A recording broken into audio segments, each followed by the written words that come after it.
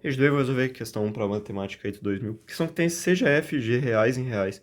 São esses reais determinados por f de x igual x3 e g de x igual a 10 a 3 cosseno de 5x. Pode-se afirmar que... Tá, então análise do tipo da função aqui. Beleza. E aqui a gente tem que analisar as seguintes alternativas, né? A gente tem que analisar se as funções são injetoras, subjetoras ou objetoras, e se elas são par ou ímpar. Vamos começar pela par e com a ímpar, que eu acho que elas são mais fáceis de analisar, né? Vamos pegar primeiro a f de x igual a x3. O que acontece? Para uma função ser par, o f de x tem que ser igual... deixa eu generalizar, né? Porque já tem o f de x ali, então vamos mudar para uma outra letra. Vamos colocar o i de x, certo? O i de x tem que ser igual ao i de menos x, certo? Uma função qualquer aqui, certo? Eu só não coloquei o f ali porque a gente já está usando aqui. E isso aqui para ela ser par, perfeito? Para ela ser ímpar, a gente precisa que o i de x seja igual a menos o i de menos x, certo? Isso aqui, então, ela é... Certo? Então a gente tem o seguinte, a gente tem isso aqui, então vamos testar aqui no nosso caso. Primeira coisa aqui, vamos testar com f de x. A gente sabe que o f de x, ele é igual a x ao cubo. E o f de menos x, ele é igual a menos x ao cubo. Isso aqui é a mesma coisa que menos 1 ao cubo vezes x ao cubo. Só que menos 1 elevado a um expoente ímpar resulta em menos 1. Então vai ficar menos 1 vezes x3, que é menos x3. Dessa forma, a gente sabe aqui, ó, que ela é ímpar, correto? Como é que a gente sabe isso? Porque aqui ó, a gente tem que x3 é igual a menos x3. Logo, a gente pode saber que a f é ímpar. Então, aqui a gente pode anotar aqui, ó, f de x é ímpar. Certo? Beleza. Então, vamos partir para g de x agora. Vou voltar aqui com aquilo ali, né? Vamos partir para g de x. G de x é 10 a terceira. Vou escrever de uma forma diferente. Vou escrever assim, ó. Vezes cosseno 5x. Isso aqui seria o g de x. Certo? Então, vamos aqui. A gente vai ter g de x é igual a isso aqui. E o g menos x vai ser igual a 10 a terceira elevado ao cosseno de menos 5x. Certo? O que a gente pode analisar de legal aqui? A gente tem que analisar a paridade da função cosseno, certo? Então vamos analisar aqui no círculo trigonométrico, ó. Certo? Vamos aqui vindo no círculo trigonométrico. O que a gente tem aqui, ó? A gente sabe, por exemplo, que o cosseno... Vamos pegar aqui um cosseno y, vamos pegar um cosseno w, por exemplo. Cosseno w e um cosseno menos w, certo? O que seria um arco w? Seria partindo da origem aqui, ele formaria um ângulo, que formaria um ângulo w aqui, né? Vamos mudar para alfa, né? Geralmente a gente usa essas letras assim, né? Então acho que fica até mais fácil de visualizar. Então, alfa. A gente tem esse ângulo alfa. Então a gente tem aqui, ó, isso aqui, esse seria um cosseno de ângulo alfa, certo? Mas o que seria o cosseno de menos alfa? Seria o alfa indo para baixo aqui, a partir do zero. Então a gente teria um alfa aqui. Só que o cosseno, a gente analisa esse segmento aqui, ó, o segmento na horizontal, certo? E se reparar, o cosseno de alfa, ele é igual, o cosseno alfa, ele é igual ao cosseno menos alfa.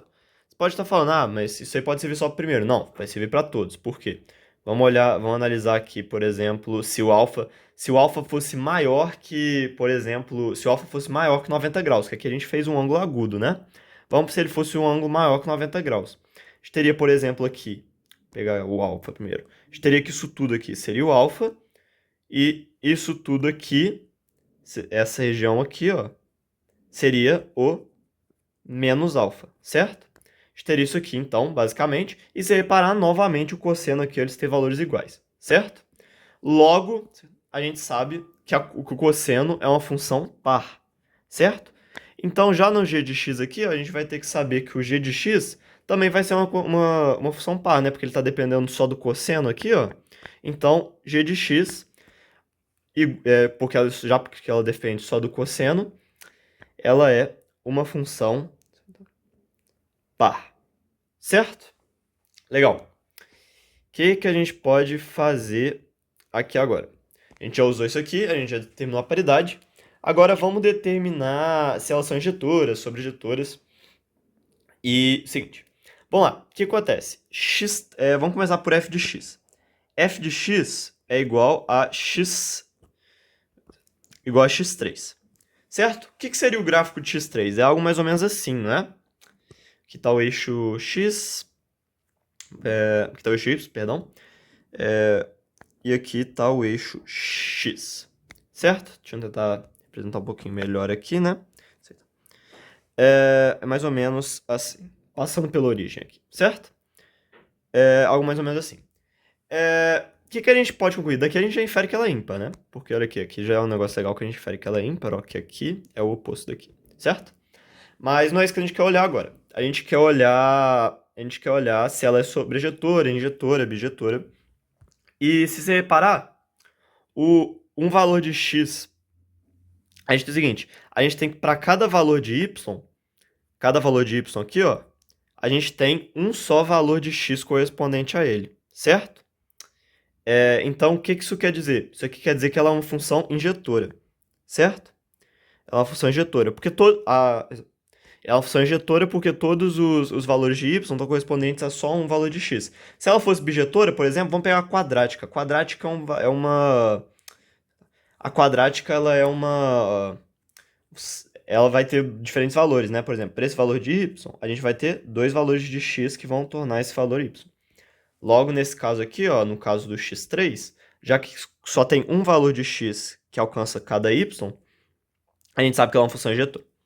Certo? Vamos voltar com o gráfico aqui, né? Porque a gente ainda tem que analisar outras coisas. A gente tem que analisar se ela é sobrejetora. Na verdade, nem tem a opção de sobrejetora aqui, mas vamos analisar do mesmo jeito. O que seria uma função sobrejetora? A função sobrejetora é que a imagem é igual ao contradomínio, certo? E qual que seria esse contradomínio aqui? Ó? Seria dos números reais, porque ele fala que é dos reais nos reais. Então, o contradomínio teria que ser nos reais. Pode ser nos reais? Pode ser nos reais, porque se você reparar aqui, ó, essa função ela não acaba, né? Tipo assim, se você aumentar o valor de x cubo, ela vai aumentando o valor. E se aumentar o valor, e se você usar um valor negativo, por exemplo, ela vai diminuindo o valor. Então, isso aqui procede, porque toda a imagem da função é igual aos números reais. Sempre vai ter um número real que condiz com essa função. Perfeito? Beleza. Então a gente já sabe que ela é injetora. Escrever aqui, ó. Ela é ímpar, é injetora e sobrejetora. Beleza? Agora vamos analisar g de x. G de x, a gente sabe que a gente tinha calculado aqui sendo 10 a terceira elevado a cosseno de 5x. A gente tinha escrito assim para ficar melhor, para analisar melhor, né? Primeira coisa, vamos analisar o seguinte aqui, ó. Como é que funciona a função cosseno, né? Porque você reparar aqui, ela vai girar em torno da função cosseno, né? Porque isso aqui é uma constante, ó, esse 10 a terceira é uma constante, então ela gira em função da função cosseno exponencialmente. Então a gente tem que a função cosseno, ela é mais ou menos assim, né? Ela é uma função periódica. Então o que acontece?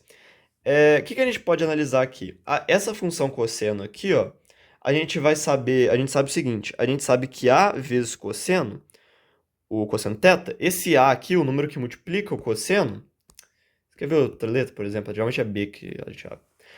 O B aqui, quando a gente multiplica o cosseno, ele determina a amplitude, certo? Ele determina a amplitude aqui. Nesse caso, a gente tem que o 1 está multiplicando, né? 1 vezes o cosseno de 5x. Logo, a amplitude vai ser 1 aqui, e já que não tem nada sendo adicionado aqui, é um mais zero, isso aqui passa pela origem, certo? Pela origem não, perdão, pela reta x. A gente passa aqui, e a gente sabe que essa amplitude vale 1. Logo aqui vale 1, e aqui, escrever aqui fora aqui, né? E aqui vale menos 1, certo? Então a gente sabe que ele varia só de 1 até -1. De -1 até 1, perdão. Na ordem, né? Então a gente sabe o quê? Qual que é o valor máximo que isso aqui pode assumir? O valor máximo que isso aqui pode assumir, ó, é quando o cosseno é 1, certo? Então o valor máximo é 10 a terceira, certo? E qual que é o valor mínimo? É quando ele atinge -1. Vai ser 10 a terceira elevado a -1, que é igual a 1 sobre 10 a terceira, certo? Legal, a gente tem isso aqui. O que a gente já pode concluir disso aqui? A gente sabe que para uma função ser sobrejetora, a gente precisa que a imagem seja igual ao contradomínio. O contradomínio, nesse caso, novamente, é igual aos reais. Nesse caso aqui, sendo igual aos reais, a gente já vê que vai dar um erro, né? Por quê? Porque essa função varia entre a imagem da função, ela pertence ao intervalo 1 sobre 10 a terceira, até o valor 10 a terceira. Então ela aqui, a imagem não é igual ao valor dos reais. Logo, a gente já sabe que ela não é sobrejetora, certo? Ela não é sobrejetora. Então aqui, ela é par e não sobrejetora, certo? Legal. O que a gente pode fazer? Vamos analisar as alternativas agora. Ó. Podemos afirmar que F é injetora, correto? E par, falsa. Isso aqui ela não é par, ó. Ela é ímpar. Beleza? Então, letra A, falsa. Letra A é falsa. Beleza. O que a gente pode fazer aqui agora? Na B. B é sobrejetora? Já tá errado. Então, não. Legal. F é bijetora? Não, ela é injetora. Certo? G é par? Sim, ela é par. E GOF é ímpar? A gente tem que analisar isso ainda. E GOF é par aqui também. E o F é ímpar. Então, beleza. Ficou entre D e E, né? A gente tem que analisar, portanto, agora a G de F, né? Que significa G bola F? G bola F é a mesma coisa que a função G de F de X, certo? Mas o que é o nosso F de X? Nosso F de X é x a terceiro, né? Então isso aqui é a mesma coisa que G de x a terceira, beleza? E o que é o G? O G, ó, o G de X, a gente sabe que é 10 a terceira elevado ao cosseno de 5x, certo? Então ele quer G de x a terceira, então aqui, ó, x a terceira, certo? É isso aqui. Então, ele quer isso aqui, e ele quer saber se é ímpar ou se é par. Novamente, ó, a gente tem o mesmo caso da função de g de x. O que a gente tinha analisado na função g de x? A gente sabia que isso aqui era uma constante c elevado ao cosseno de 5x, então o que faria com que a função mudasse seria a paridade da função cosseno, né? Então, nesse caso, é a mesma coisa, ó, porque não vai mudar. Aqui continua sendo a função cosseno. Logo, a função g de x, a função de g de x3 tem a mesma paridade de g de x. Então, já que a gente sabe que g de x é par, o g bola f, que é a mesma coisa que g de x3, ela é par também, certo? É o que aparece na letra E. Então, espero que você tenha entendido e muito obrigado pela atenção.